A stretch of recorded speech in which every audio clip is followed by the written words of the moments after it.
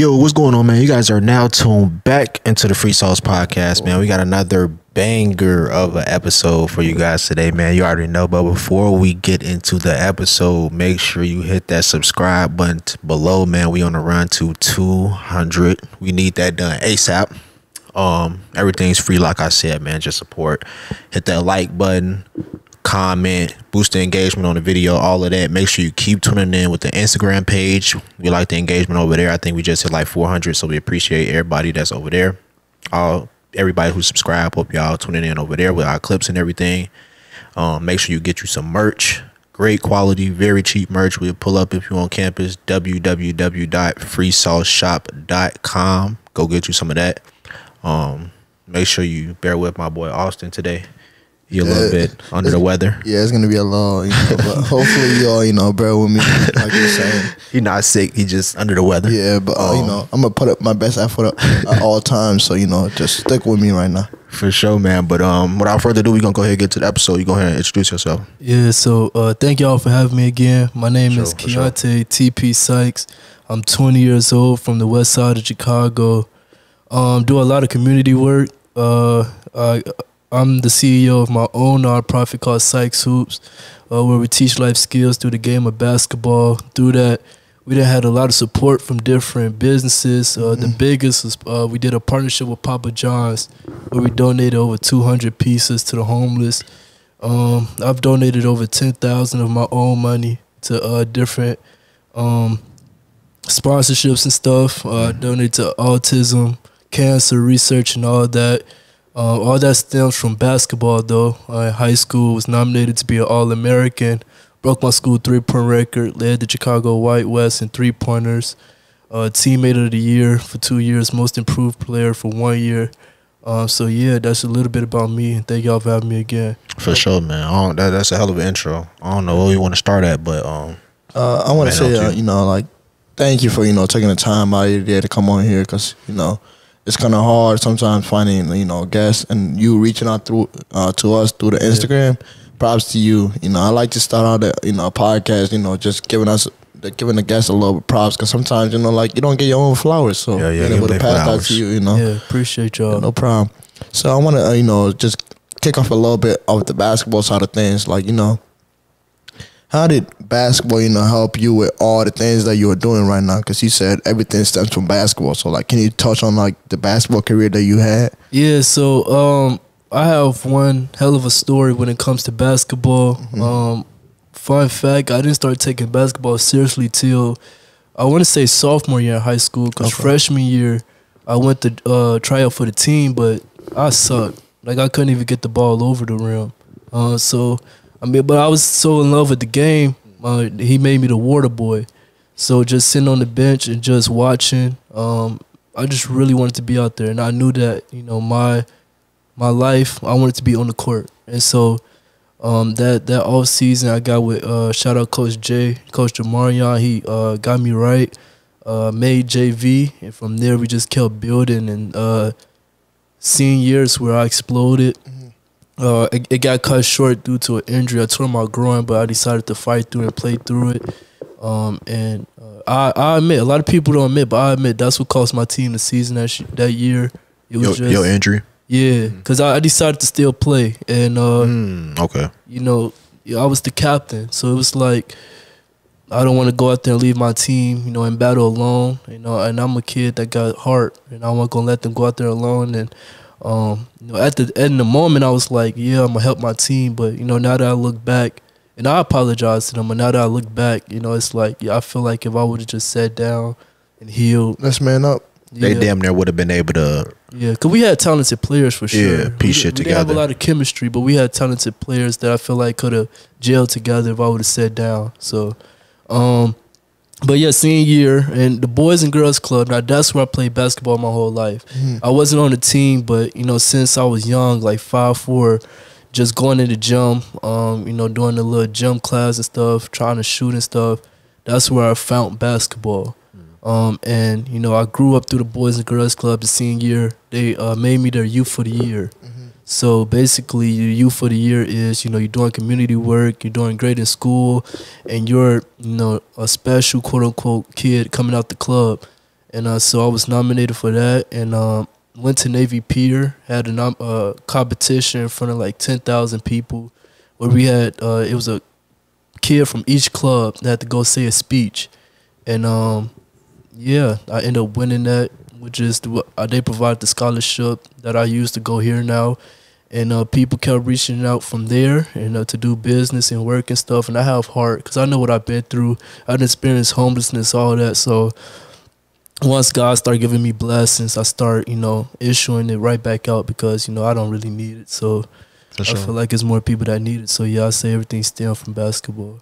Yeah, and I want to touch on that. You said in high school, basically you was you basically cost your team the championship by trying to fight through an injury instead of just sitting out and being able to like let them try to gel and being on the sidelines. You damn near could be talking through plays and shit like that, talking to players when they come out for subs and shit like that, being a off court coach, basically player coach. And I feel like that's where my IQ is better shown at just coaching or leading and being able to sit back and analyze the game. Yeah, I feel like I was too cocky. I had a great couple weeks in the season when my threes was falling and. I was doing great, and then of course the injury came around, and at first me and my coach decided to keep it low key, but as games start to come and my games start to drown, more people start to notice. And a groin injury, that's a nagging injury too. That's something that you really it nags you when you sleep. It's hard to kind of hide it because it's like it affects a lot of your movements, especially on the basketball court. Yeah, I was never athletic, but my athleticism went down even more. My speed, like I basically turned from a 2-guard to a big man because like I couldn't run. So coach switched the playbook where I was helping out down low kinda, but it was like also I'm still a small kid, so it was like a lot of big men that we was playing with still was getting easy buckets. But I tell them all the time that I feel like I'm the reason we didn't have a great season, and I apologize. And they accepted it, and we all still great brothers to this day. So shout out to them.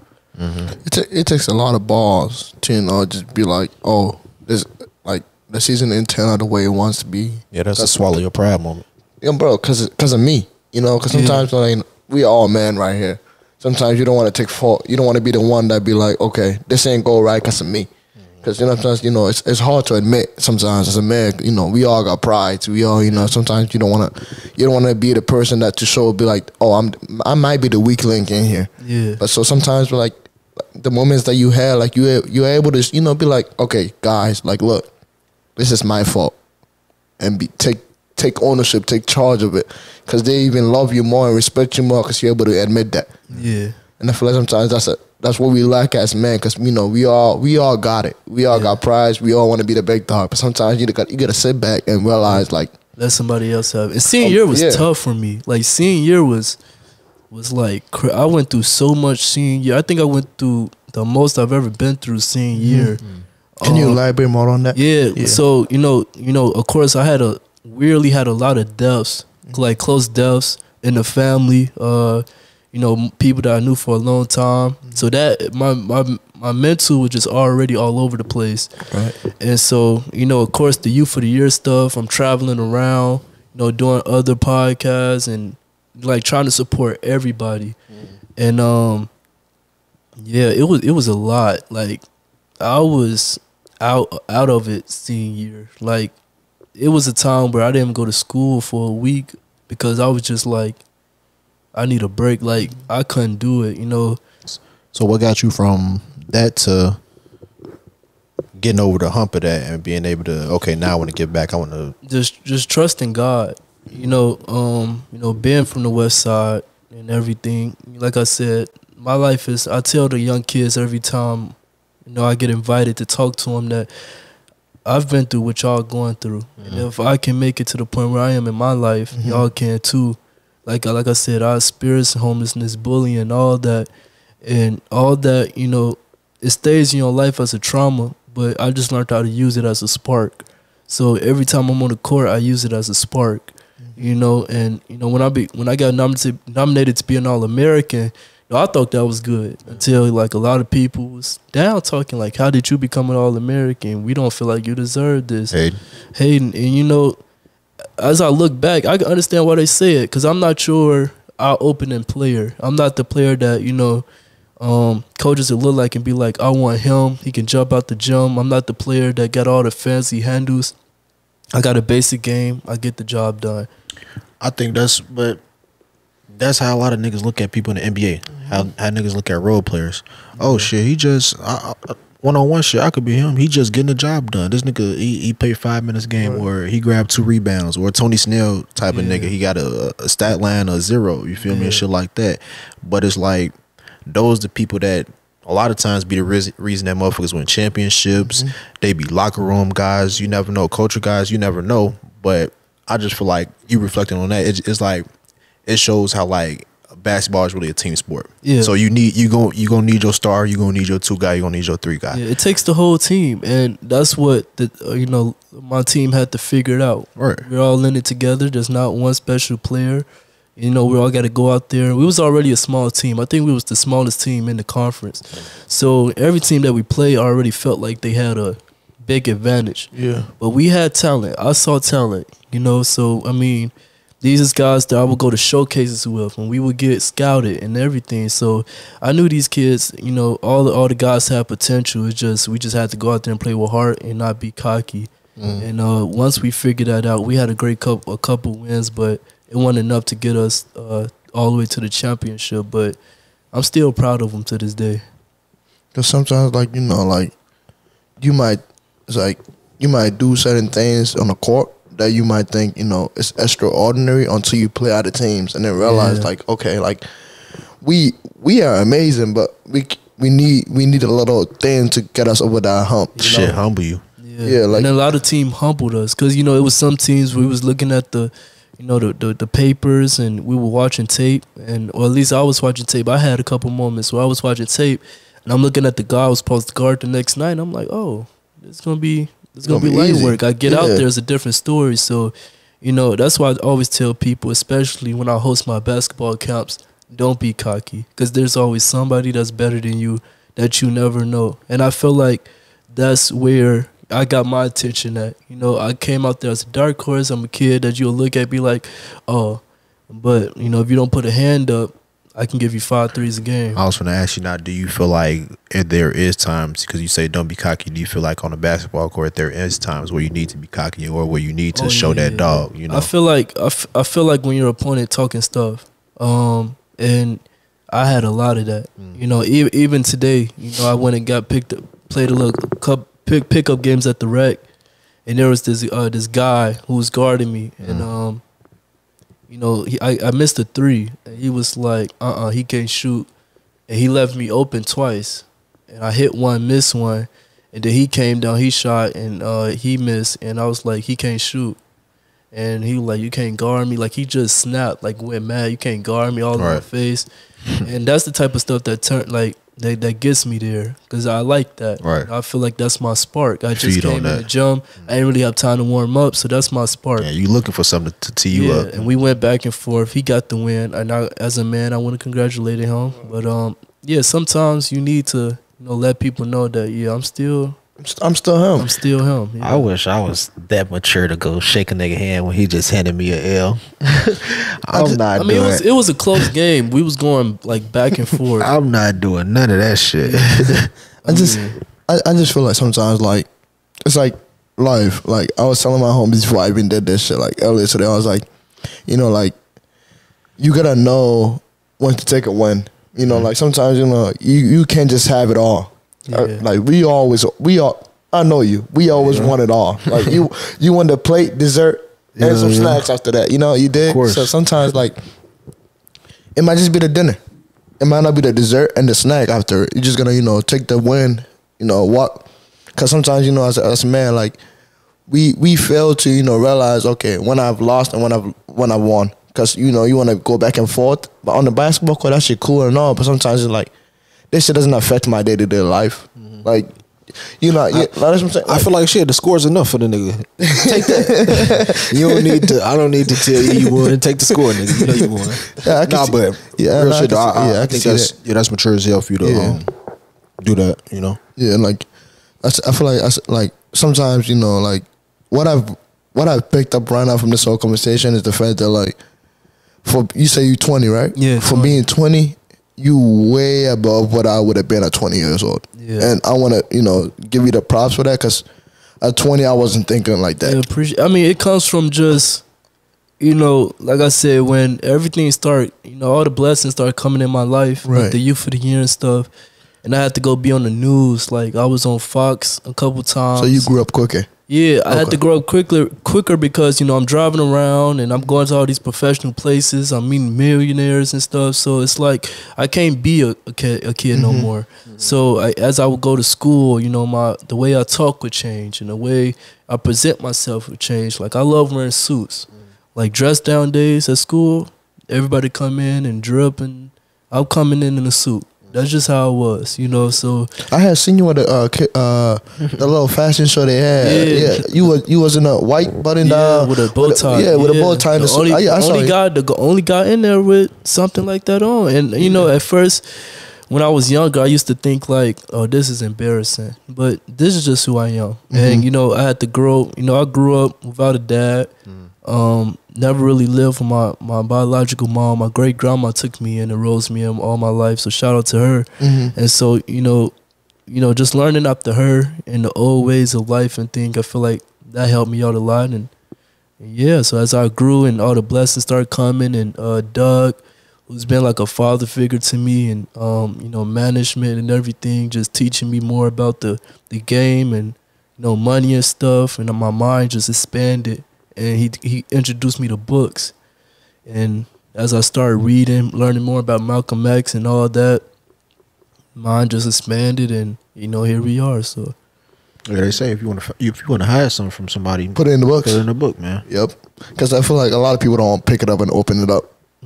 Because it's like one of the things where, like, it's like, if you really want to find it, you're gonna find it. Yeah.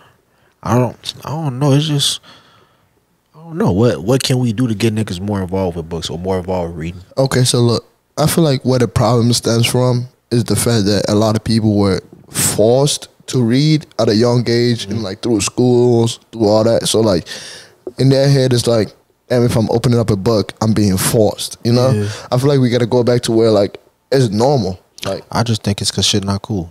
Yeah, it's not. Yeah. That's how it was. That's how it's programmed. It's not a trend. It's not. Yeah, trends took over the world. So whatever the trend is, I feel like that's what everybody gonna do. But bro, I don't care. Like, I got books all in my dorm room. I was gonna say, and it sounded like you were just speaking on the suits and the shit like that. It sounded like from the jump you was able to realize, like, okay, I want something. I want to go down a different path. Yeah, I want to be different, and that's what I tell everybody. I tell my brothers that and everything. Like, I just want to be different, whether it's on the court, whether it's in a business conversation or anything. I just want to be different. I don't like being like everybody else. I feel like if you like everybody else, where's your light gonna shine? And I feel like that's important any area of life, especially in like entrepreneurship and shit like that, where you're trying to stand out and set yourself apart from the crowd. Is like, what are you doing that's different from the next? Because shit, same thing with us. We got a podcast. There's a million podcasts in the world, but what the fuck is different about our specific show that makes people want to keep watching this every week? For sure. You know? And then on top of that too is like, one thing I always remember is like, be you, because everybody else is taken. Yeah. Like, I can't be you. You can't be me. You don't know how it is. I don't know how it is to be in your life. You don't know how it is to be in my life. But if we can sit down and always have a conversation, I'll always sit down and have a conversation with you, because at the end of the day, you have a whole different experience than I do. Yeah, that's a bar. Everybody taking. Everybody else is taking. I had to learn that. Growing up, I had to learn that, especially getting bullied, you know, because when I was younger, you know, I always had height, but I was always skinny, like skinny as a stick. And I didn't have the best of looks, so I was getting bullied like crazy.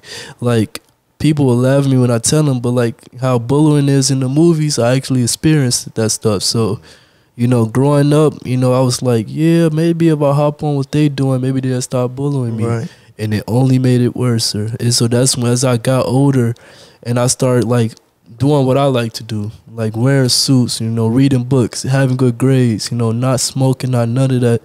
That's where, I just kept growing and growing and growing, and now look at me. So it's okay. Like, if you're watching this, I want you to know it's okay to be out of the norm.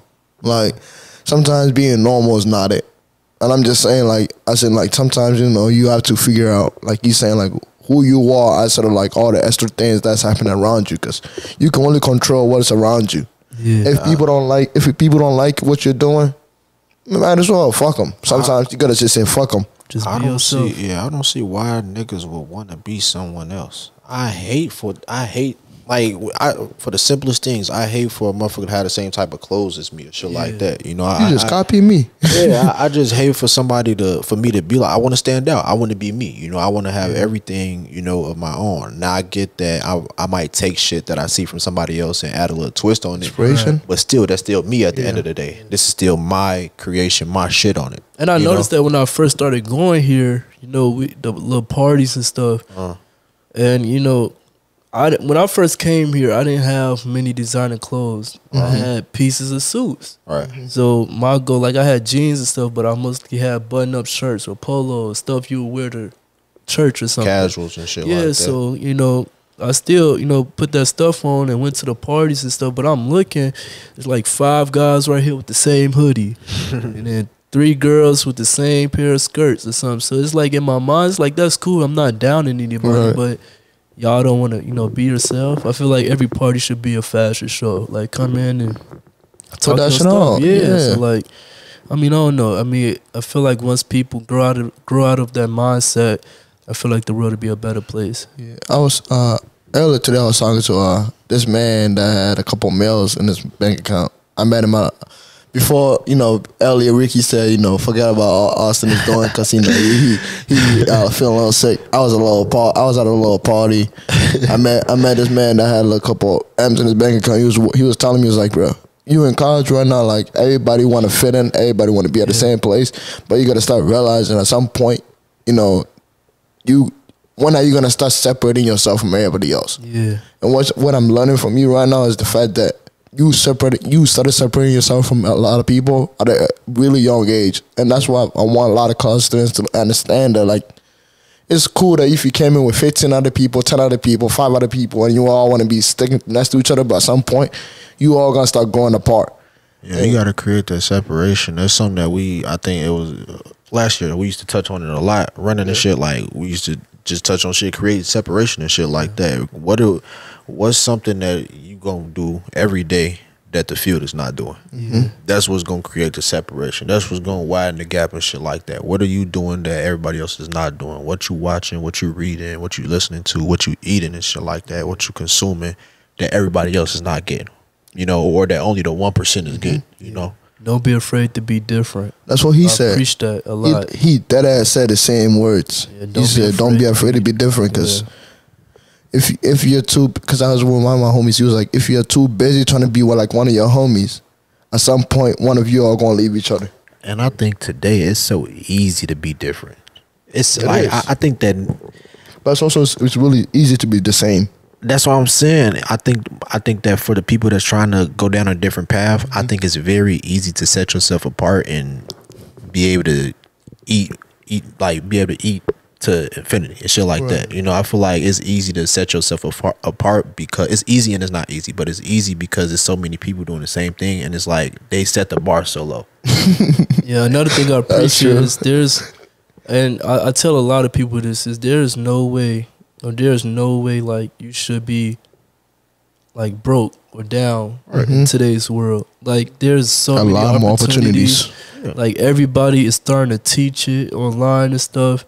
So like if you just and some people go through stuff. So I'm not downing them, but if you just sitting on your bottom and you just not doing nothing and you just waking up every day, doing nothing about your life, like I want to help, but you got to do something for it yourself. Like get up, get a job or something. Like there's so much stuff out there. Just be different, be yourself. Don't be afraid to be different. And I get it. A lot of people look at that stuff and be like, hey, I want to be cool. You know, he got on a Mary. I feel like that's what all the girls like, so let me go get a Mary.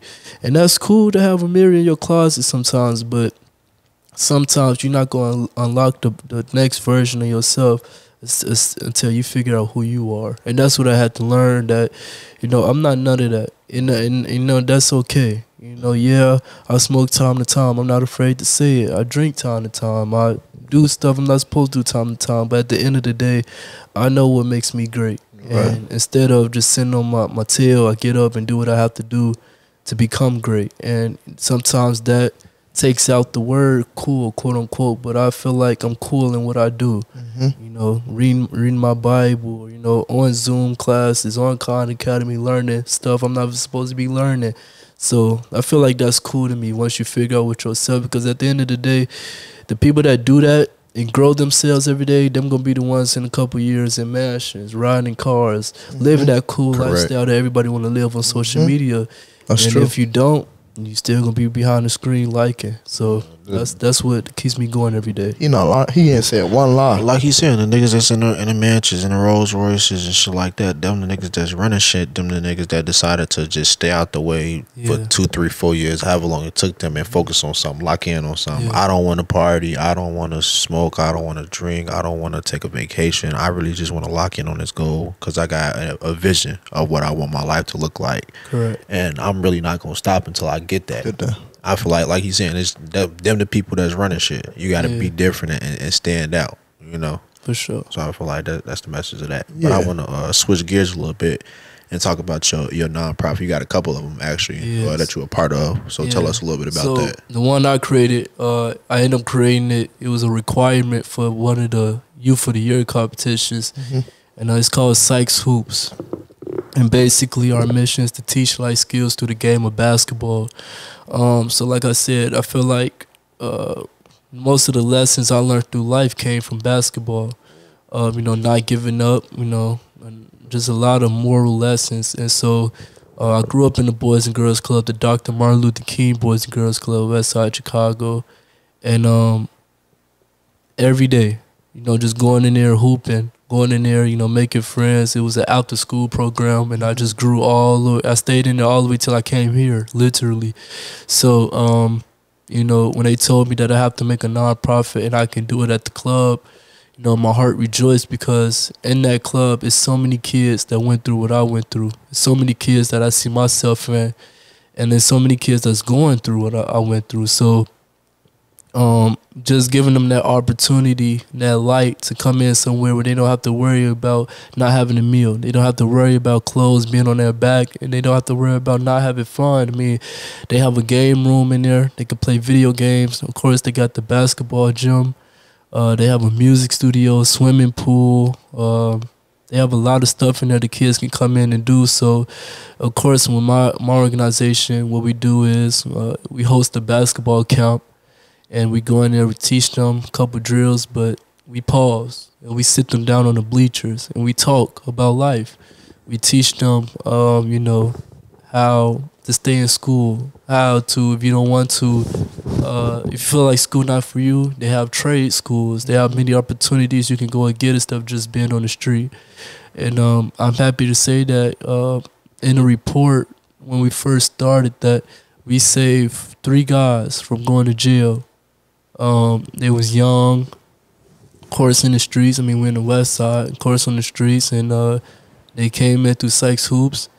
And the same day that they was in there hooping was the same day I got somebody else was looking for them and saved their life. So, you know, that's just the type of stuff we do. And then I'm a board member of Oxfam, non-profit organization based in England. If y'all hear accents, because I am mixed, kind of French, British. So, doing some stuff. Their mission is to help end poverty around the world. So I got a couple stocks over there with them, and like I was telling him, I was in a Zoom meeting earlier, just trying to figure out what can I do here in Illinois and Chicago to help end poverty. So I had a couple meetings with the mayor, you know, low key politicians, pastors and stuff. So to try to, you know, get the West Side back on its feet.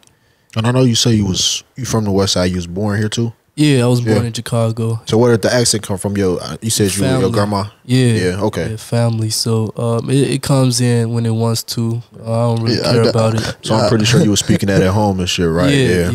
I got a little accent too. Yeah, it was stronger when I was younger. As I grew, it kind of went away. So, but it comes in when it wants to. So I mean, it's not a big deal to me. But ever since I found out that I have a little blood over here, tiny bit of blood, I still wanted to do something over there, because that's just the type of heart I have. I was going to say, so do you kind of try to tap in with that side since you know you're part of that? So I know I actually know a family member over there, and we tap in with each other from here to there. He's very big in my basketball career. I'm very, very big fan, always supporting and making sure that I'm good. Send me a pair of hooping shoes. So, you know, I mean, I'm gonna have to visit over there, see what it's about. But you know, everything that I'm hearing and everything is a great country, great. You know, especially where he live at, a great town. So, do you know what part of England?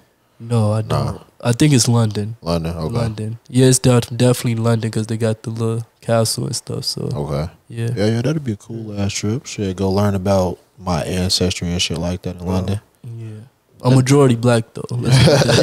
Like one thing I wanted to give you credit upon was the fact that sometimes like kids like to hear from people that are not so much more older than them. That makes sense. Like people that like might be like 8 to 12 years older, 8 to like 10, 12 years older than them, because it feel like, oh wow, you might really know where I'm coming from. Like you might actually understand why I'm struggling. You might actually understand what I need to be doing next. And for you to be that person, it's not easy. It's not. It's really not. I actually feel blessed, because the same kids that I teach is the same kids that we played on the same team, or I was in the club with. I was a student with them until I got hired by the club. So they every time I come back to the club, it's always they always run up to me before I left the club. I don't know if y'all see my Instagram, but I think one of the first posts is me signing basketballs.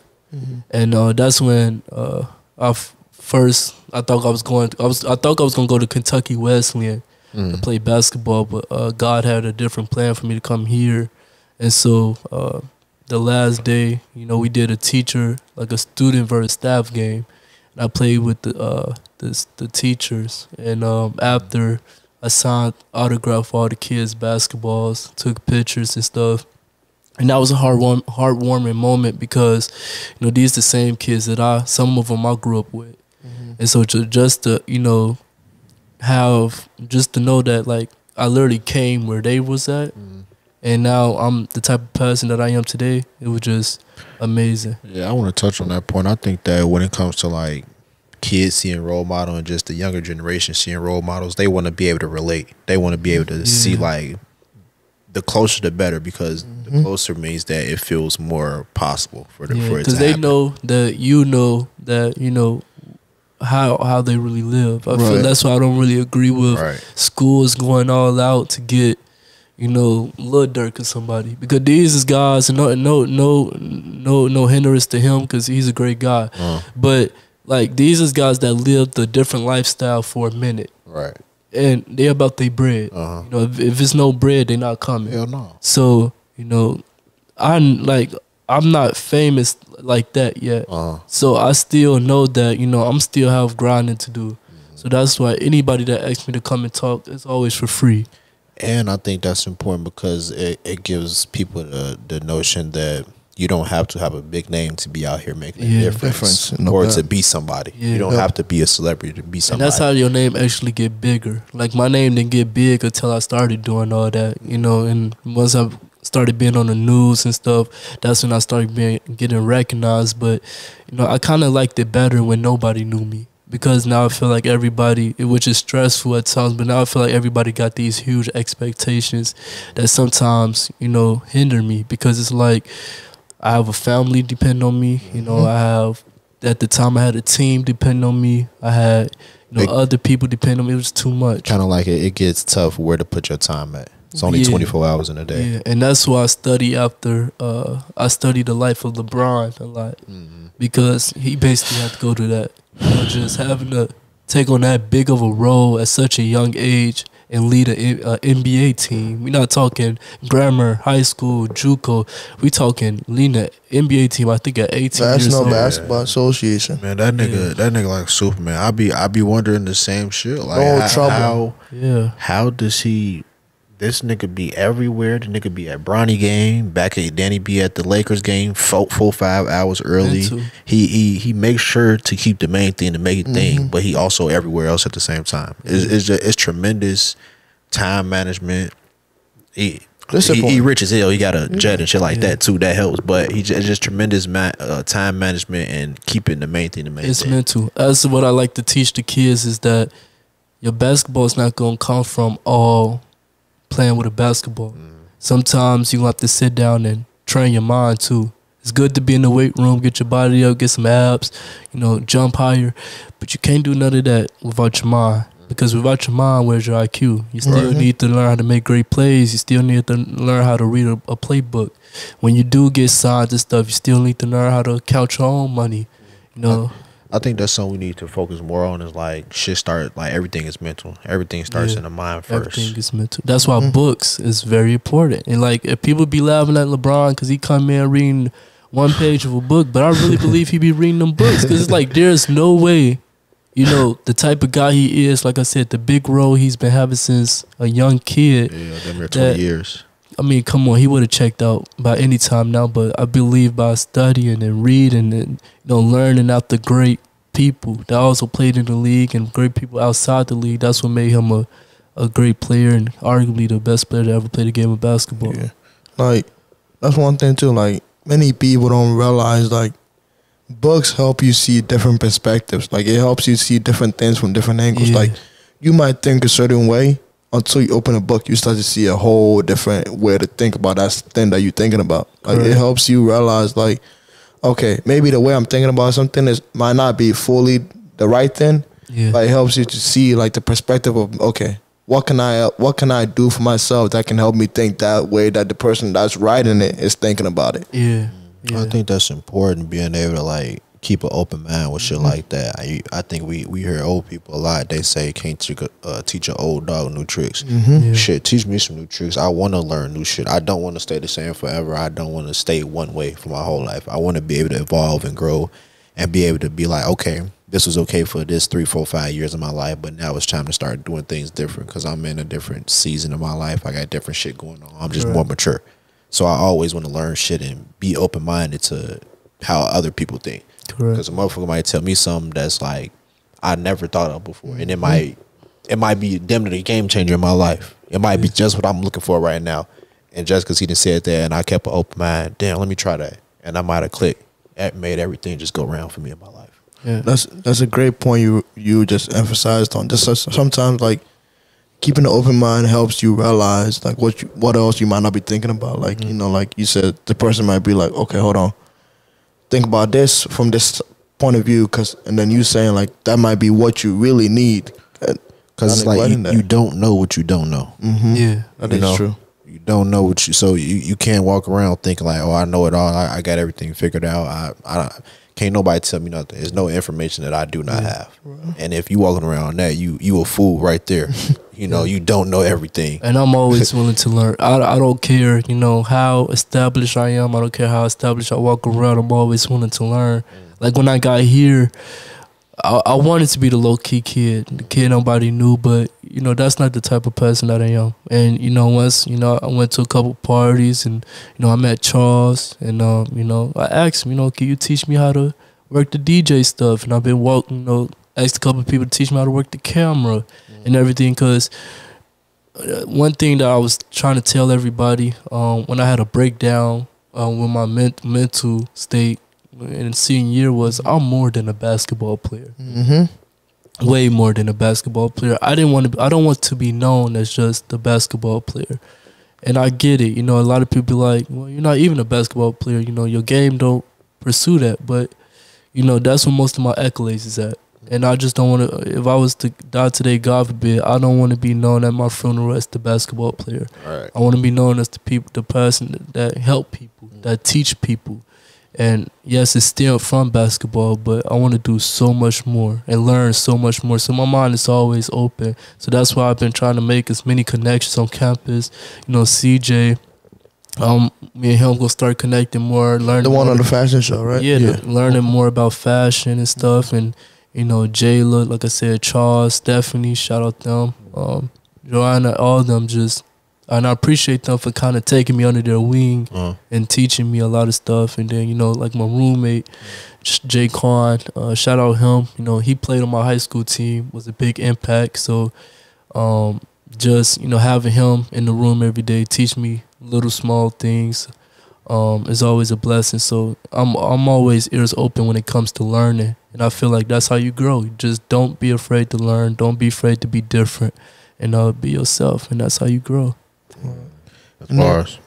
You said nothing but a word or whatever. I also wanted to, you know, take a little gear, step away from the, you know, the basketball court, everything. I want to talk about like life. You talk about like being homeless. Like, how did that feel? Like, you know, like elaborate more on that. Yeah. So, you know, when I had like I told you, my great grandma took me in, and there was a situation where I had to go with my mom, and you know, some stuff happened over there where we was looking for a place to stay, and I'm not gonna go too deep out of respect of her, but just for experiencing it for a night or two was too much, especially at my age, and I don't think nobody would want to go through that. You know, there was some nights where, you know, you want to come home to a big meal, you just don't got it. There's some nights where, you know, you want to wear some great clothes, you don't got it. You know, I never really had all the Jordans or really had all the designer clothes.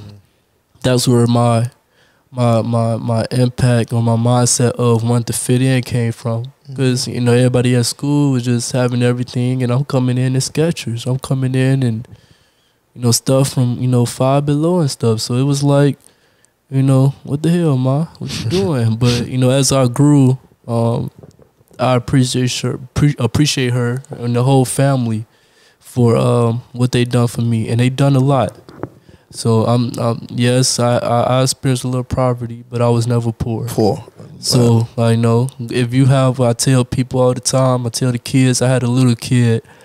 He came up to me and he was like, we had a great conversation. He was like, well, I feel like I'm poor. Because my friends, they got Pokemon cards, they got Jordans, they got a PS5 and all that. I don't have nothing. And I was like, well, do you have a house? Do you have a place you can go to that have a roof over your head every night? Yeah. Do you have clothes on your back? Yeah. Do you have shoes on your feet? Yeah. Do you go home to a meal every day? Yeah. Do you have water to wash your back? Yeah. Well, you're not poor. Hell yeah. You're not poor. Living an abundant life. You living a great life. No matter how you see it, you living a great life. Because there's people out here that don't got none of that. There's people out here in Africa that's living in a mud house right now that if God decide to rain on their country right now, that house is going to fall. And you crying because you don't have a PS5. You crying because you don't have a T-shirt with a name that's worth $1 million on it. And I tell people all the time, don't think about that stuff. Just think about how you can get better and get to that point where you don't have to worry about. See, that's my mission. I feel like our generation, I think our mistake right now is we think of now too much. Yeah.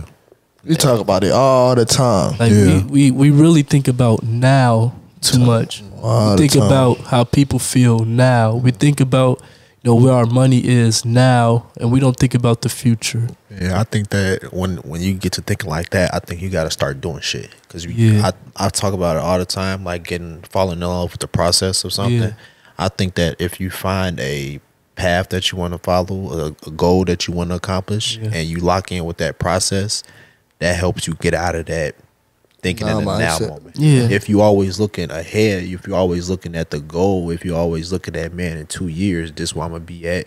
3 years, I want to be here. Shit, even 6 months, 3 months, I want to be here. If you're always looking there, it keeps you out of that now zone. You don't really. Yeah, I'm living in the moment. I'm enjoying now, but I know this is temporary. Now it's temporary. Yeah, I'm looking forward to what I got coming. Yeah, everything is temporary, and that's what I tell people, and that's what makes me different, because I think of my future. I'm more on I want to build generational wealth. I want to do all that. That's like I said earlier. I want to be the person that, you know, people look at social media in a couple of years and I'm in my mansion. I'm in my supercar. I don't want to be the one behind the screen liking. You know, I want to be the one getting the likes. Yeah. And if that takes me not having everything right now, I'm cool with that, because with my work ethic, I feel like anything is possible. I mean, I was nominated to be All-American off of it. You know, I won $80,000 off of it. So it's like, if I can do that, I can do so much more. And so that's why I'm working my ass off every day, studying, practicing, working out, teaching, learning everything I can every single day. So in the future, I can have that life. And then even to even mention about, like, you telling that little kid, like, what you think you don't have right now, just give it time. Because, you know, like, we talk about it all the time, comparison is a thief of joy. Like, you don't really realize what you have right now. You take everything that you have right now for granted. For granted that the fact that, oh, the next person next to me got everything else that I want. But you don't realize you have way more things that the other person to your right might be wanting too. I'm finna say, and they didn't put in the work to get all the shit that they have. You can't look at this person and be like, damn, I should have their spot, because you haven't put in the work. They didn't put in the work. They didn't got blessed with this opportunity or whatever the case may be. OG with the car, with the house, might with the have money. something that your OG might not have. Yeah, they got a different set of circumstances that they working from. But So they still working, and that's what I tell people. Like, when I was younger, and I hate the fact that I didn't realize it until, you know, I became way more mature. But I was really walking around telling people I was poor, and the whole time as I got older, I wasn't poor. Like I said, like I told the kid, I had a house over my head, I had clothes on my back, everything. My mama just rose me different. You know, I thought since she was going and getting little cheap stuff and suits and stuff that, you know, maybe she didn't have it all. And it's okay she didn't have it all, but that wasn't the mission of her growing me up. I was going to say the priorities was in a different place. Priorities was in a different place. You know, the people that I wanted to be, their parents, you know, they had a little more money. They put clothes on their back and stuff, and it's these the same kids today that's in the jail system. Same kids today that's texting me every day, $5 on Cash App. So that's why I appreciate my family. And now when I go out and teach, you know, I never tell them, you know, that I was poor or, you know, I was all that, because I wasn't. You know, like I said, I might didn't have the best stuff, but I still had a home to go to. Still had people that love me. And as long as you got somebody that loves you and a place to stay, food in your mouth, clothes in your back, clean water, you all right. It's just up to you to grind and expand all that in the future. I think it's important to show gratitude and to always show satisfaction and show thankfulness when it comes to where you are today. Because I think if you don't show gratitude, if you're not thankful, you're not appreciative where you are today, then you're not able to get where you want to be at in 5 or 10 years. Correct. You know, if you're not able to appreciate this, basically, if you're not able to appreciate the $15 steak, you definitely not finna get the Wagyu. You're not getting that, my boy. Go ahead, get that 15 until you learn to appreciate and savor that and eat the whole steak and enjoy it and not talk shit about it. Now you can get the Wagyu because now you didn't appreciate it. You showed a level of gratitude for it. I was talking to her, like, I was saying, like, I was at a little party earlier, talked to this one grown man. He was telling me, like, sometimes, like you saying right now, like, you need to appreciate what you have right now, just so when you get it later on, you can also appreciate it even more. Because he was telling me, like, the quicker you get something, the faster you lose it. The longer it takes, the more you're gonna be willing. Hold on to that shit and cherish it, bro. That's why people have to be smart with money, but more just with their life in general. A lot of people just throwing their life away. You know, a lot of people, they getting these opportunities, they getting these blessings, and they just throw it right away because they're not used to it. They're not used to it, and they want the public to know so bad, so quick. And once the public, and it's like, and I was there at one point, especially in high school, where, you know, I would get these blessings. Soon I hear about it, Snapchat. Soon I hear about it, Facebook, likes and views. But as I start to get older and I start to get through high school, and I start to realize, well, you only get one night of fame. Yep. You post it, everybody get under it one night, the next day don't nobody care. They forgot about it. They forgot about it. They don't even know. You know, the only reason people still know the next day is because, of course, I will post it that night and I got to go to school the next morning. Congratulations. Right. Even after that, by lunch, nobody care. Right. So it's like, that's where I learned my lesson. That's what helped me grow the most, because once I start figuring out that the public really don't care, it's all about you caring about yourself and your family and your loved ones. That's what made me grow.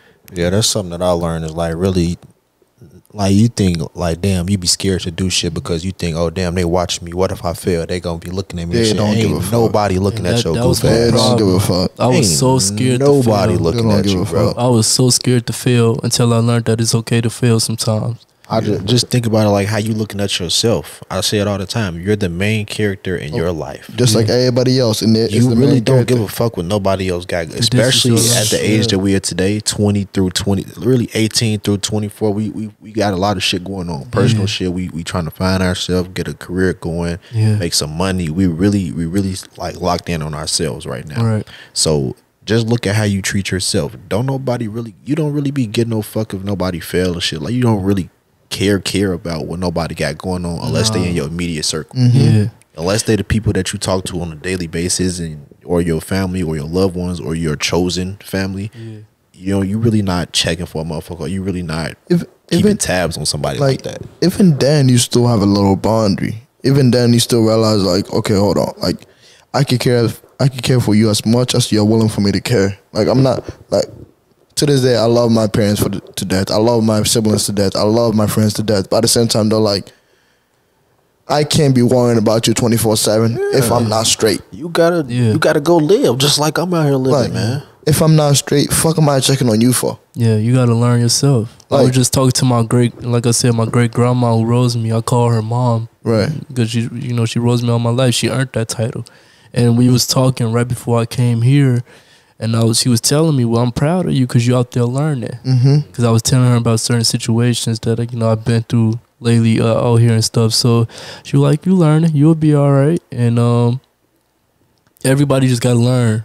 Everybody everybody learn differently at their own pace. Some life lessons don't hit people gonna hit people at different times. You know, I'm just blessed that you learned it early. I learned a lot of stuff early. I think that response though, right there from your mom, I'll just call her that. I think that response is important though, because she's letting you know that it's okay, you're learning things. That's the most important thing that you need to understand from this interaction right here, from the situations that you're learning things. A lot of parents, they'll try to talk down to somebody or try to focus on the disciplinary aspect of it instead of what the fuck is the lesson I need to be learning from this fuck up here. Yeah. I think that the response from the parent is a lot of times dictates what the child gets from that interaction. Because a lot of time a child might keep on doing something over and over again. That's because they just hearing you yelling at them. You know, that's gonna pass. They know, okay, she gonna yell, cool, fine, dandy. They're not learning the lesson behind it. Why are you yelling? You know, I think that's important to communicate with your kids is why is this not okay? Why should you do this way? Or just what is the lesson? And that's how she was. Me and my brother, Keyontae, me and him didn't realize it until we got older. She was hard. You know, she taught us old school because she was old school. Right. So how she rose up, how she grew up, that's how she taught us. And you know, with that comes a lot of yelling. Right. Comes with a lot of stuff that goes on in the house when you be bad. You know, get your butt whooped and a lot more other stuff. But that stuff is what made me into the man I am today. You need that. Yeah, and sometimes, and I feel like a lot of this generation need it. And I feel like, you know, some of our kids, not kids, but, you know, some of the people that, you know, our age, that grew up the same years and stuff that we grew up, a lot of their parents start to diverse off to where they didn't really care anymore. You know, yes, I have a child, but, you know, whatever my child want, I'm going to spoil them. And, you can't spoil everybody. Yeah, because I think... Go ahead. Oh, my bad. I was about to say, like, what is the one thing you learn from your parents? They always tell you, I ain't one of your little friends. Exactly. I'm not. Like, I'm supposed to tell you what you don't want to hear. That's my job. My job is to tell you, like, what you do not want to hear. Yeah. Because all your friends, you know, they're buddy, they're going to tell you, okay, you doing this right, you doing this. I'm supposed to come in and tell you, look, what you're doing is wrong. Yeah, I think that's something that I appreciate my mom for doing. She stressed, and like you said, she made sure to make my ass know I'm not your friend. I'm gonna be here for your best interest. You know, you might not want to hear what I have to say, and I think as kids, as men, we all experience that where we don't want to hear what the fuck our mom or parent have to say. Yeah, but we know like hear it. I didn't realize that until I got here, because you know, of course, back home she gonna talk how she talk, and that's she's been so real in the same way since early as I can remember. And when I got here, it was weird for me because I'd be around certain friends and stuff, and they'd be on the phone with their mom, they cursing, they just, you know, they talking to them a certain like they friends, and in my head I'm like, what is going on? Shit not flying in my home. Like if I say one word like that to my mama, she gonna drive down her. I'm dead. I'm dead. Yeah, so I mean, like I said, a lot of parents, you know, it comes from a lot of parents making babies young when they was still growing up. And respect to them, I have nothing against that, but you know, they made that choice, and I feel like a lot of parents this generation is growing up with their kids instead of just teaching their kids. So as long as, you know, a lot of kids that's growing up get the mentorship and tutoring that they need, I feel like they'll still be okay. I think you had said it on one pod. You was like, basically like our parents are just big kids, basically. They still learning, and they still growing and experiencing life at the same clip. Correct.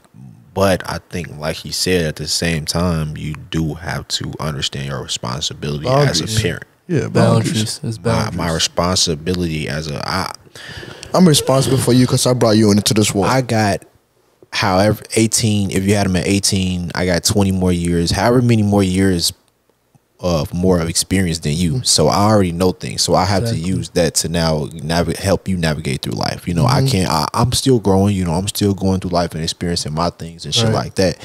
But I can't throw you to the side and say, figure it it's out. Still me. Because I just brought somebody into the world. So now I got somebody else to worry about along with myself. Correct. You know, so I feel like, yeah, it's important. Like you say, our parents are just, you know, just bigger versions of us. They still growing, they still learning shit, they still fucking up. I think that's important to understand.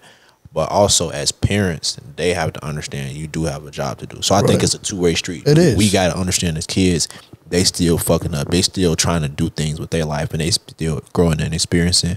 And then on their side, they got to look at us like, man, they the kids, they need us. You know, this is our duty right here. I feel like once both sides are able to sit down and realize, like, times are changing. Like how I might have grown up is not the way that I want to raise you in. You know, like, but also how you growing up is not what I come from. Times is changing fast. Just look at, it's 2024 today. Look at 6 years ago, 2018. Nothing like today. Nothing. And time flying. It's fast. Like we was just in 8th grade. Bro, 6 years is nothing, dude. Like I could have sworn I was graduating high school. I mean 8th grade yesterday. Like even high school, that felt like it was like I miss it. And I feel like, because we all said when we trying to get out of high school and stuff or anything, like, I can't wait till I'm out of here. Now I wish I was still a freshman. It makes you appreciate shit more. And it makes you appreciate life, and it makes you work harder. And I would say, looking back on high school like that, it make me appreciate college 10 times more. I appreciate being here. You had to grow up way quicker. Yeah, I appreciate your being here 100%. I had to grow up a lot, and way quicker. I feel like everybody had their little moment, but you know, I had my little moment where I tried to be the class clown in high school and stuff. And yeah, I had this one teacher named Mr. Himmer, and he always was on my behind, like, Keyontae, if you keep acting like this, you're gonna be at my car in a few years, like, for $1. Like, get yourself together. And every single lesson that he taught me, when I got here, it became true. And I didn't realize, like, when I had to go back to the school and visit, and I visited the school, I really went to his room and thanked him, because at the time when he was teaching me and I'm getting in trouble and stuff, I didn't realize what he was saying. I'm like, he just saying stuff. Okay, cool. Put me out of class. Okay, cool. Call coach. I can't play the first 5 minutes. Okay, cool. But now that I'm here, these is real life lessons that had to be entered into me, into my mind, that has say, okay, he was right. Now I have to learn the lesson now, sit down and think about it, reflect, and become better. Because if I keep doing the same stuff, it's like you a snail. Yeah, I think that's Ricky says all the time, like, experience is the best teacher, right? But also at the same time, though, you gotta realize, like, what they are telling you because they either know somebody that has been through it, right, or they themselves went through it for themselves, exactly. Right? So they're telling you, like, what is possible for you to do and what's not. Exactly. At the same time, though, you gotta realize, like, you being a student, you might look at it from like, damn, you just always on my ass. You just always, like, I can't have a breather. Yeah. Like, can you please get off my case for a second? But then you start getting older, you start realizing, like, that's what it was. They're not staying you off. That's like, what we be thinking we exempt from the rules and shit, bro. And that's what I thought. I thought since I was the athlete, you the man. Like, I'm making money. I'm on the news. Like, I'm coming into school thinking I'm just him. I can do whatever I want. No. I still gotta do my work. I still gotta come in and pay attention, not act up, you know. Life don't slow down for nobody. For nobody. And that's what I thought. I got too cocky. And that's one of the lessons that I teach everybody I can now. Do not be cocky. Because God, as fast as God can give it to you, He can take it away. No bad. So that's what keeps me moving every day. And that's why I love to help people and not be cocky, because I know that, you know, I've been through highs and lows. Even when I got the money. Like, when I won the 80,000, like, my first plan wasn't to help people. I'm not gonna sit here and lie to y'all. I wanted to go right to the stove. Yeah. You know, so, and that's what I did. I took a couple G's and went right to the stove. I'm not gonna lie to y'all, but it took Doug to, we went to breakfast. Most of me and Doug meetings and business conversation comes from breakfast, and man, he had to tell me, like, slow down. You just went through 80,000 like that. Now you have another opportunity come up where you can compete for the University of Illinois competition. You can get some more money, but this time we're not gonna do that. You're gonna manage it. You're gonna manage it. So we managed it. We put it in stocks. So I have money all over the world. Right. I have money in a bank account or in another country. Not gonna say which one, but just supporting people, help people, you know, putting my money in stocks, investing and all that. That's where I'm learning. So shout out to him, and that's what I had to learn. It's not to be cocky, because like I said, the fastest God gives it to you, He can take it right away. Yeah, I think you just gotta understand that, man. Like, I think he set the perfect example of, like, sacrificing shit today so you can live away tomorrow. You know? We stress that all the time. It's like sacrifice a thing and letting things go. That's something that you got to understand. In order to get to in order to level up, you got to let something go. Correct. You know, something got to fall off in order for you to go up higher. You know, you gotta at every new level, you have to shed off some dead weight. You know, you got to let that go. It's something that's holding you back. I think that's important to understand when it's like you feel like you at the ceiling, you trying to get through, and it's like, damn, what am I not doing? What's not clicking? You gotta let something go, you know, whether that be a habit, whether that be a girl, whether that be a friend, whether that be fucking financial, something that you got financially obligating you, so anything, you know, you gotta understand, you gotta let it go. And I think that a lot of time, like you said, it do be girls for us young men. Black young men especially, it do be girls. We be I don't know. I just feel like we just be so caught up. Like, it's just like, I mean, girls is girls. Like, I mean, they're beautiful. They're beautiful. I mean, God made them for a reason. They're beautiful as hell. Like, you can't go wrong. But at the same time, though, like, it's like sometimes, like, we just be so caught up thinking, like, if I don't have it right now, I'm never gonna have a chance to get her. If that makes sense. And I think we just gotta get out of that way of thinking as men. Yeah, you know, I think we gotta understand, like, that was my mistake, especially with females. I had to learn that it's not about what you got; it's about who you are. And we're all young, so I mean, of course, you got a couple girls now that's way over their head. They want a guy with a lot of money and stuff, but you got some girls that's like don't care about that because they know that we on the same level. They know that we still growing, and they know that, you know, they willing to work with you. And, you know, I was blessed with one that is willing to work with me. And it helped me, you know, because, like I said, I had made a couple dumb decisions that made money go away. So I'm trying to get back on that pedestal where I was at, and she's willing to work with me. So I was blessed with that. Keep her. Yeah. No, like that's one of the things that like us man like we don't like to give the other person the credit. Like I said, like sometimes you might be with a young lady and then you don't realize what you have until she's gone. Yeah. Right. So like now, like everybody around you might be wanting a chance to come take your spot. Yeah. And don't think nobody else want to take your spot. And that's what there's a lot of people that want to take your spot. And that's what it took. It took her to scare me for a little bit and be like, "Hey, I'm done with you." Yeah. Stop calling. Like she even blocked me. And of course, somebody won your spot. And it'd be funny because when it comes to relationships with girls, you learn that lesson that like you just said, you don't know what you got till they gone right away. Like soon they block you, that's when it hits you. Cause now I don't got her no more. Yeah. Like she irreplaceable. gone. So now mind you, I had never heard of text free. Text now, none of that. So I'm literally in my dorm room like going nuts. I'm like, Jaquan, how do you do it? He like download text free. I'm like, I bet. So I'm on every app I can get on, texting, calling, and she called me.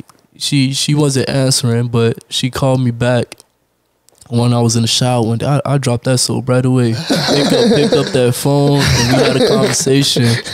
And we got through it, and we back on the right hand page now. She out enjoying herself at the party, I think. But I don't know what she's doing. But shout out to her. We cool. So sometimes that's what it takes. But girls is beautiful.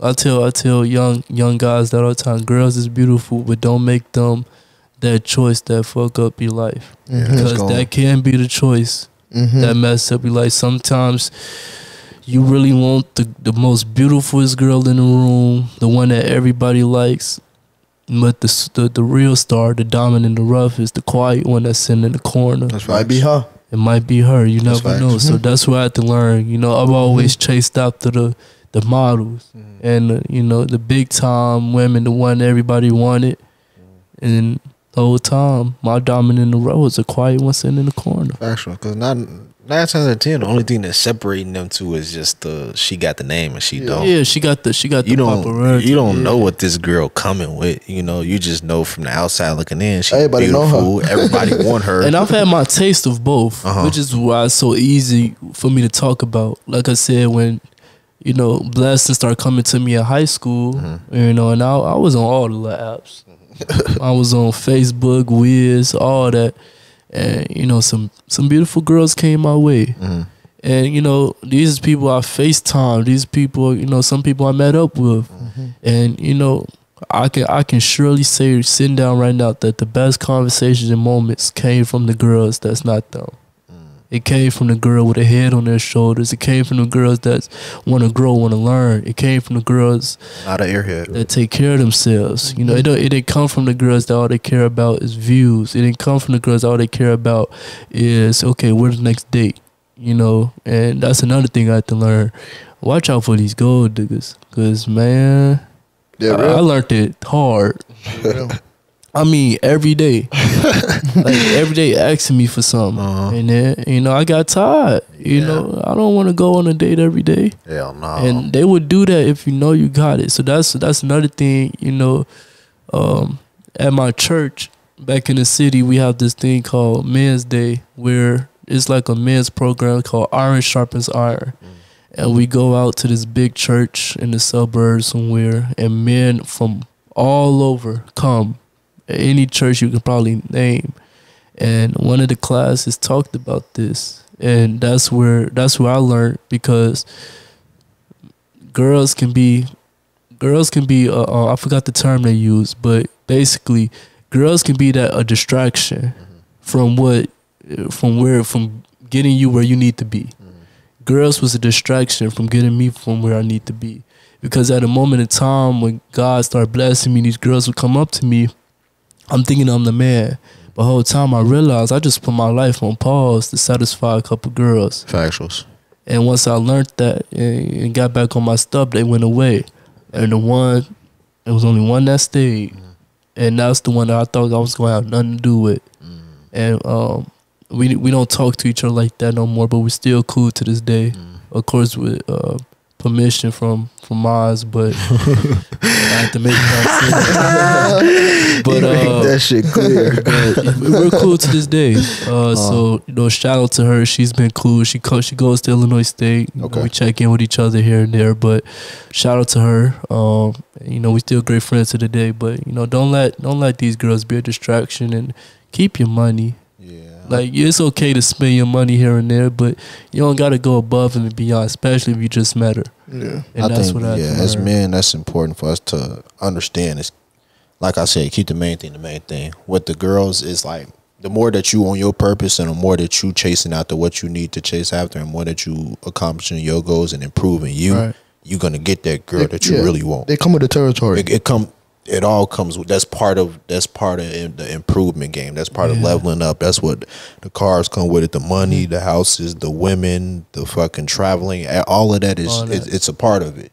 So if you focus on you and you keep you the main thing and not the woman, you're going to be able to have your pick of the litter, Correct. And then also, like, I want to say this to like all the men listening too, like, bro, get better at picking them. Yeah. Just cause a girl look your way don't mean she might be the one. Like, get real good at picking them. Cause some choices I be seeing y'all with just be mind-boggling. It be like a lot of men. It's sad that a lot of men really choose body over what's inside. And it goes back to the now moment though, because like a lot of people are thinking like, I was going to say, it's not mind-boggling though. When I think about it from a man's perspective, it's not mind-boggling why he would go after that, but it is like, it's just showing like what the priority is. It go both ways. Some men just priorities is different. Some, like I said, some men, that's what they want to do right now. Yeah, that's why they don't care. It goes with them in that moment. But then again, that's going to affect you in the future, because I had a conversation with my little brother, because he's a little ladies man, and he's starting to get out there and he's starting to do stuff, and I had to tell him to slow down, because he would be so happy to call me, big bro, you won't guess who I just today. You know what I'm saying? I'm like, bro, ain't this your like fourth one this week? Slow down, big bro. These is a lot of connections with people that you're making that you don't know yet that you're making. That's why it'd be so hard to leave people. I be telling my homies all the time, they don't realize, bro. Soul ties is real. It's real. Stop. Like, soul ties is real. Stop. You might think you just gonna have it in your bed. You just gonna have it in your bed one time, but all 5 years, like 3 years, 3 days, it's 2 weeks, come back and hit you. You look for a girl that's just like her. You're just looking for a girl that reminds you of just like her. Facts. And you don't realize, but you're picking the same girl over and over and over and over and over. Because that's what's closest to her. And that's why and people don't believe it. But like I said, I read a lot and I study a lot. And the studies literally say that that's the reason why some marriages are above average marriages don't work now. Because so many people got soul ties with so many people that when they get into marriage, they expect them to be that person. So they expect them to have sex just like them, expect them to talk to them just like them. Everybody is different. So when something don't work out like that, it's like, okay, I don't want you no more, divorce. And that's why some people's life goes straight down the drain, because I'm not gonna lie, I think women is smarter than men now. Women I've always thought like that. Smarter than men now. Even when we were in elementary school, they always been smarter than we were. Women is smarter, so they know that, hey, you want to get a divorce from me? Okay, you have to pay this. And that's why some men is down the drain now, because women know that. See, women don't get in a relationship with that mindset. I feel like some women get in a relationship, or when they get married, they want to calm down. They know, okay, I'm in a relationship now. Where some men, they coming in this relationship, like I said, with so many soul ties that they don't give up that past life. And it be hard. They not used to coming home to one woman every day. They not used to building that bond. That's why I be kind of torn between, like, man, you got to find one young, like, stay with her young, or live, experience shit, be with different people, and then when you get older, then find this one. I be kind of torn, because it's like, you want like you want somebody to grow with, but it's also like for that same fact though. When you get older, she got so many fucking demons that's in the closet. I don't want no parts of that. She got so many fucking flashbacks that she's having, in her head. I don't want no parts of that. Versus when I'm young, I want to build with somebody, but it becomes hard to be in a committed relationship while you're going through changes personally. Yeah, and that's why I try to look at everything. I try to look at everything, and I some girls, well, not some girls, but like one girl that I had talked to, she was a hoe. But I just gotta put that out there. She was a hoe. Like she did me down and dirty. But I knew that's not who she is. I knew that the reason she started all that was because she went through something. Yeah, he's a mature nigga. Because he's mature. It took me, think about it from a whole different angle. Yeah, he's mature. A lot of people won't think about it. It took me a minute to realize. At first, I'm like, oh fuck her. She just doing me dirty. I'm not doing shit. Like, but when I sat down and realized this girl had been through way more stuff than I will ever go through in my life, and that's just where her escape. She didn't have it at home, so she went and got it. She went and started tricking niggas. I just end up being a victim. So it's like, me and her, we don't talk no more. But right before, I left her. I told her that I wish them nothing but the best for you. Right. And if you need something, call my agent. Because I see something in you that you don't see in yourself. Like, don't call me, but call my agent. Like, help you out. So, like, you say, do not call me. Call him though. Like, cause it still hurt what she did, but I'm still willing to help because I know that that's not who she is, and she learned about herself. Me and Doug, we was having a conversation like 2 weeks ago about her. She didn't win, and she got accepted into JSU, Jackson State. So now she's finna go to college, and a year ago, she didn't get not one crap about college. So I see that she's trying, and I'm proud of her for trying. So, me and my agent talked. We sent her a little care package down there to, welcome her home.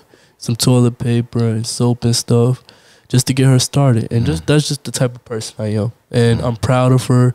But some people go through stuff, and that's just their escape. So I tell a lot of guys to don't just throw not every girl away. I feel like sometimes you got to really sit down and study them, especially if you're serious about them.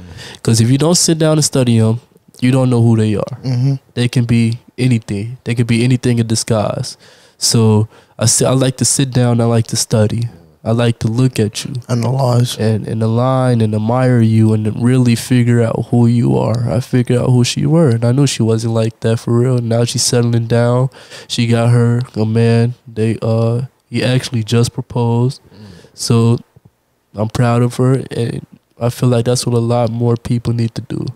Instead of throwing people away, help them escape that trauma, and that's how I look at it. Cause you're not born a hoe, right? You get it from somewhere or learn behavior. Yeah. So the only thing you could possibly do is just help them escape it. And that's what I like to do. I like to help people escape stuff. So like I tell people all the time, I mean, yeah, I'm a busy man, but if you need a therapist, text me.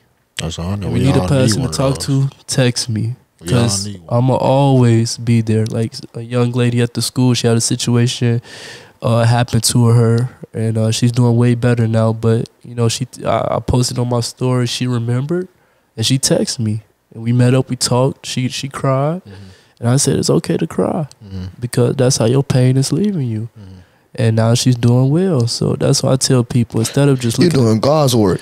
That's my mission. That's just how I was rose. That's just how I was rose. I'm different, and I've accepted that. I'm different. Like if you look at my Facebook page, in my bio say Lilu, and in French that means the chosen one. I really feel like I'm the chosen one, and so just out here I'm just different. I don't do everything other people do. People look at me as weird. Some people sometimes look at me and laugh at me because you know what I'm wearing and stuff. But that's just me. That's just who I am. Some people laugh at the way I speak. That's just me. That's just who I am. And one day they're gonna realize that, oh yeah, the same dude I laughed at. Now look at him. That's the chosen one. That's what keeps me going every day. Just knowing I'm the chosen one. You know, staying mentally sharp, staying physically sharp, and getting out there. You know, my main mission right now is trying to get back on the court and walk on next year. So that's been my main mission. Just trying to stay healthy, staying in the gym, changing my diet, and every day I wake up, I look in my little mirror they gave us in the dorm room. And I tell myself, I know that little mirror you talking about. Yeah, you know, like the little corner by the door. Yeah, I tell myself every day, I'm the chosen one, and I'll go get my day started. Like, one thing I want to, you know, commend you on is the fact that, like, you said something really important. Like, she wasn't a hoe. She just went through something that was traumatic. You know, sometimes like people forget, like, somebody might be somebody completely different before the situation that happened to them. Right. Like, we wasn't podcasters until we met. You know what I'm saying? Like you had a whole life before this.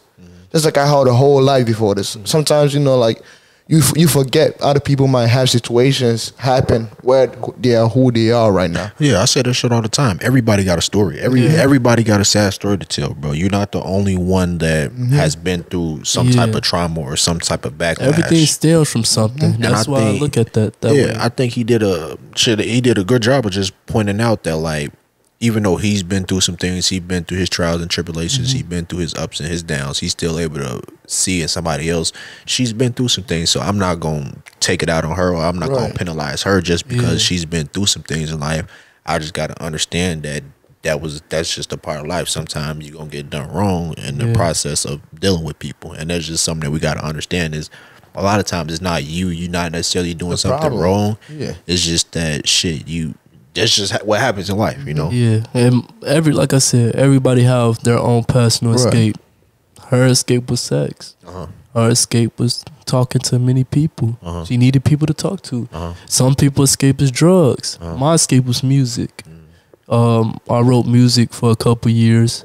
Didn't do too well. I got blessed with one song, and it was called The Light. I don't know if y'all heard it, but it's by Juice WRLD. When it was unreleased, he gave fans an opportunity to do an open verse on it. And I did one, posted it, and didn't really care about it because my music never really blew. Until one day I looked, and it had 3 million listens. That's how I bought my first iPhone, from that check.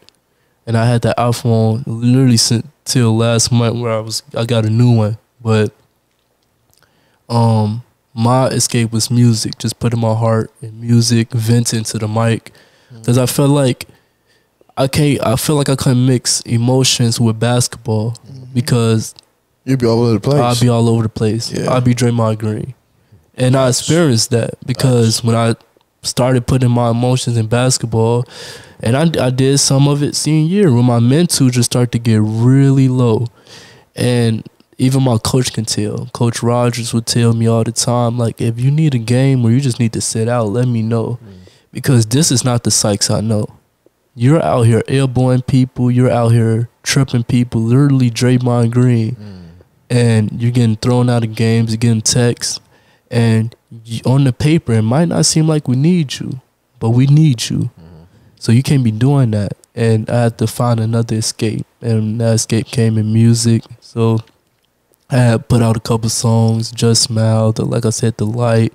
They got taken down, unfortunately, because he ended up passing. Rest in peace his soul. But I don't do music anymore. I'm going to try to get back into it soon, but that was my escape. So everybody has their escape. I just feel like a lot of people just need to realize that people go through stuff. And not everybody was who they is right now. And not everybody's going to be who they is right now. So give people a chance. That's another mission that I go by, especially with the kids. And my work, my nonprofit work, is give people a chance. Because you never know who's your diamond in the rough.